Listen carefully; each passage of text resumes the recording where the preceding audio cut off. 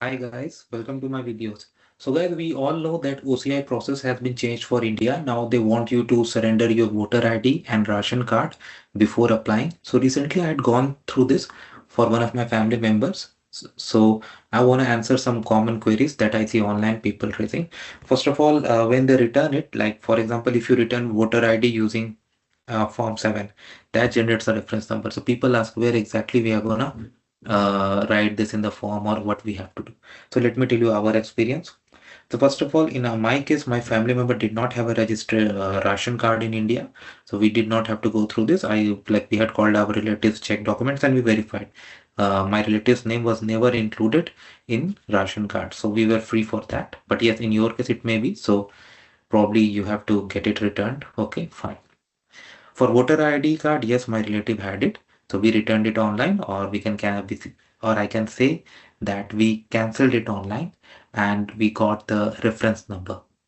So when we went to apply, we first filled the online application, and in the online application there was no field to enter this registration number, or you can say reference number, because we were applying through the postal. So we had to call BLS, and BLS had arranged the postal service for us. So they had asked us about these requirements. So I explained, yeah, this is how we had done. So they said that, did you upload the declaration on it? When they say declaration, that declaration form. So I said when we applied online, there was no slot to upload this declaration form. They said, okay, you can do one thing, modify your online application, and in the slot of Indian visa, upload that document, upload that declaration.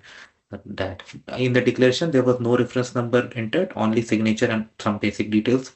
So we uploaded there, and then we arranged and accommodated our documents as per the checklist. Postal was scheduled, so postal guys came, they took the application, and then again, once processing, it was delivered to us. It was so smooth process, and we had no difficulties.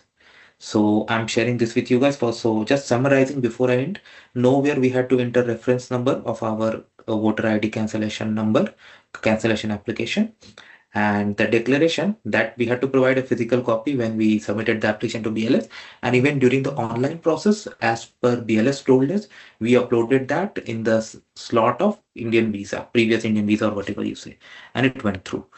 So thanks for watching this video, guys. Please subscribe to the channel. Thank you.